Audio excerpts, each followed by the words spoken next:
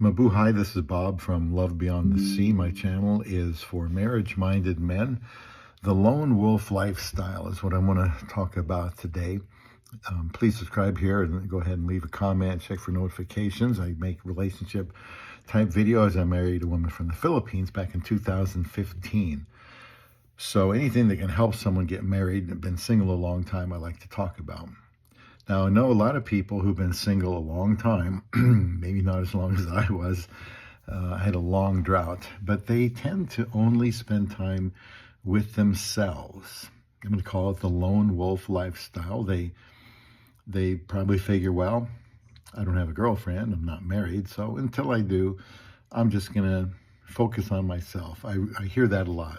I'm just going to focus on me and bettering myself and doing the things that I want to do.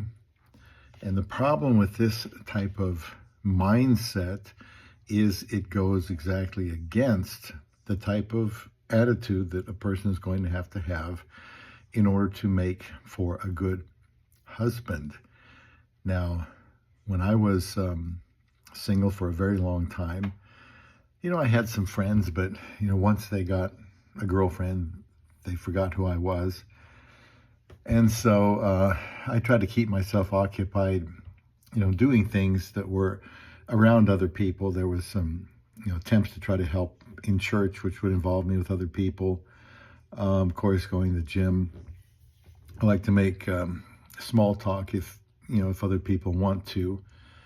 And I was studying marriage, just waiting for my opportunity. I never sunk into the mindset of, well, I'm just going to hunker down and be by myself. If something comes up, well, then maybe I'll spring into action and be ready for marriage. Because being married for 10 years now, I can tell you that the best thing to do is to be around people where you have to be around some difficult situations.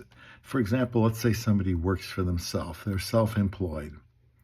They're not going into work, being around other people they don't want to be with, but they have to be with them, and they have to deal with conflict. The more a person spends by themselves, the less good they're going to be at conflict.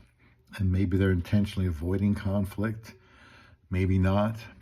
I've heard some people say, I don't want to work for anybody else, I want to work for myself. But you get into the habit there of only focusing on yourself and your needs and your wants and your hurts and your pains, and then you don't have any room to give yourself to the person you marry and be consumed with their happiness, their hurts, their wounds. Now, your job isn't to make them happy, but obviously if you're a good husband, you don't want them to be miserable. And if there's something they want to do that they enjoy, you want to help them to be able to do that.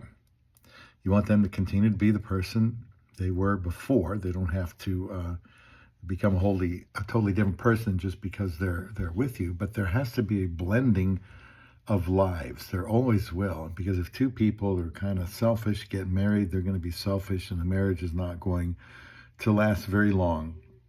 And so if you are, or know someone who has that type of mentality that they just kind of want to be alone, do their own things, yet they're still talking about being involved in a relationship, I would let them know that it's probably not going to work unless they somehow can get themselves involved with more people.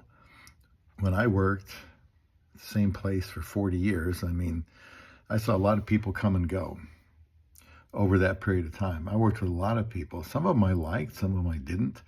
Some of them were just co-workers and everything was fine, but there were times when you dreaded working with some people. And if you're not working around a lot of people, you never get in this situation and experience it and learn how to deal with it. You can't just pop off with people at work that are bothering you or have a bad attitude, because you don't want to lose your job and you don't want to get moved into another department because you're seen as a troublemaker. But having those experiences help you to know how to deal with conflict. And maybe you even try to get along with that person, figuring out what's really going on in their life. And maybe you can come to a point where you can kind of see where they're coming from, and maybe you become better co-workers. But this idea of just doing your own thing, focusing on yourself, is great if you want to lead a selfish lifestyle, which a lot of single people are known to do because they're not married. Married people intentionally say, I'm going to get my hands dirty with this person because I know it's going to be, at some point, many times over the years, we're going to disagree. We're going to disagree severely. I'm going to be mistreated, maybe be called names, disrespected, and so on. And she's probably going to say you're doing the same thing for her, to her. And so you just have to hang in there and learn how to deal with the conflict, learn how to hear the other person out, learn how to hang in there when they don't want to be talked to or you get the cold shoulder.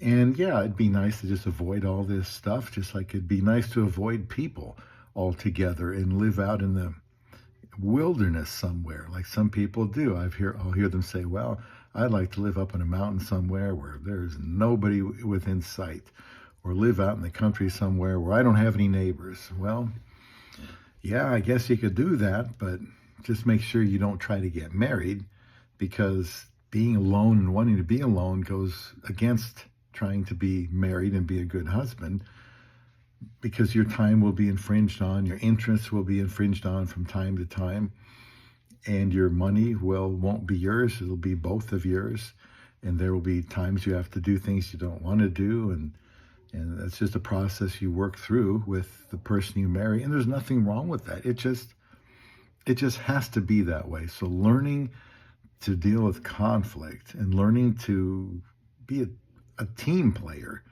is very difficult to do when you want to spend all your time by yourself because you don't want to be bothered by other people. Or maybe you think you don't want to be bothered by other people, but somewhere Miss Right is going to show up and magically you're going to be able to be a great partner. Well, I would doubt that if you have not been exposing yourself to being around other people.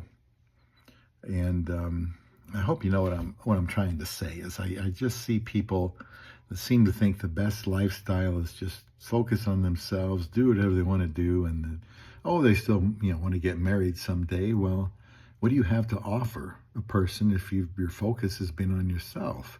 Somehow I would recommend doing things that, if you're a lone wolf type person, that involve other people, that you're around other people, you become a team player.